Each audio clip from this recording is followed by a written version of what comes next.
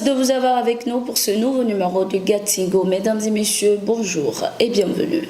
Le médiateur de la CEDEAO pour le Mali, Goodluck Jonathan, était à Bamako ce 21 février 2023. Ceci afin de s'enquérir de l'état d'avancement des réformes politiques et électorales en cours au Mali.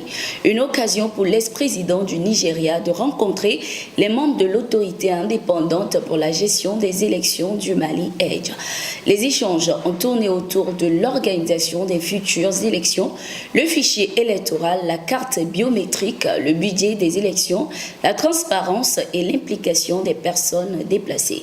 Le président de l'EDGE, Moustapha Cissé, a fait la genèse de la structure à l'hôte, en commençant par sa création, la nomination de ses membres, leur prestation de serment à la Cour suprême et leur installation officielle.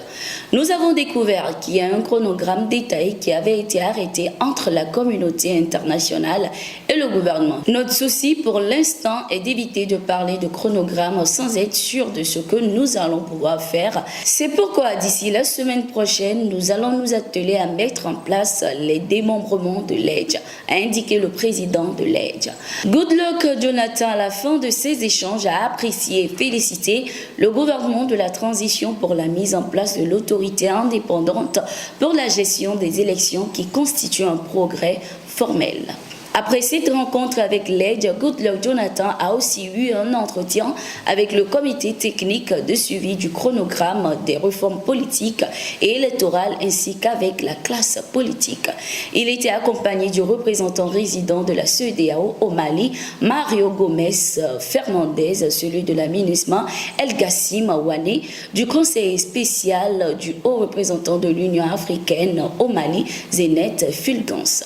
Damana Picasse, secrétaire général du Parti des peuples africains de Côte d'Ivoire, est convoqué dans un tribunal ce 24 février 2023 à Abidjan, en Côte d'Ivoire. La convocation fait suite à ses propos tenus le 18 février 2023 au cours d'un meeting au stade de Cocody à Nono. Durant son allocution, Picasse aurait tenu des propos suscitant des troubles à l'ordre public selon le site d'information kwasi.com. La même source indique que le secrétaire général du PPA-CI a réclamé violemment la présence de son parti politique dans la commission électorale ivoirienne. C'est une situation que nous n'allons pas accepter longtemps, avait-il lancé avant d'ajouter « Je ne voudrais pas que cela tombe dans l'oreille du sourd ». Damana Picasse mène une tournée qui court jusqu'au 25 février pour la préparation de la fête de renaissance de son parti PPA-CI les 31 mars et 1er avril 2023. En tout état de cause, ne se reprochant absolument rien, le secrétaire général du parti répondra à cette convocation si elle lui est effectivement présentée dans les formes légales, a confié Justin Katina-Koné, porte-parole du PPA-CI. Le Parti du peuple africain de la Côte d'Ivoire et le parti de l'ex-président Laurent Gbagbo. Nous restons toujours en Côte d'Ivoire. Pulchérie Balé, la présidente de l'ONG Alternative Citoyenne Ivoirienne, sera jugée le 23 février 2023.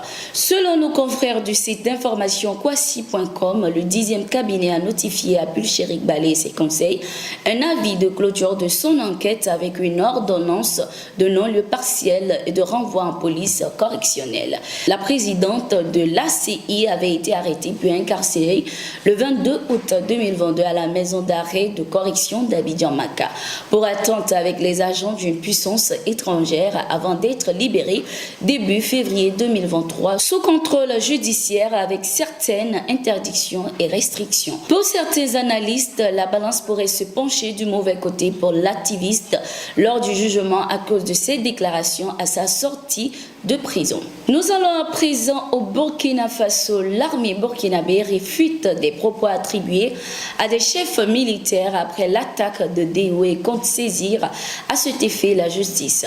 L'annonce a été faite par l'armée ce 22 février 2023. Selon le chef d'état-major général des armées du Burkina Faso, le colonel-major Cabré David, ses propos portent atteinte à la cohésion au sein de l'armée. Il a été donné de constater que des montages messages portant atteinte à la cohésion de l'armée, attribuant à des chefs militaires des propos dénigrants vis-à-vis de la troupe circulent sur les réseaux sociaux. Ces publications qui interviennent alors que les forces armées nationales sont endeuillées par la perte de plusieurs de nos frères d'armes, d'un cynisme extrême. Le chef d'état-major général des armées rassure l'opinion en général et les militaires en particulier qu'aucun chef militaire n'a accordé d'interview à un quelconque média par rapport aux récentes attaques et encore moins tenu les propos qui circulent. Face à cette entreprise de démoralisation de nos forces, les autorités judiciaires compétentes seront saisies pour en tirer toutes les conséquences, pouvait-on lire dans le communiqué.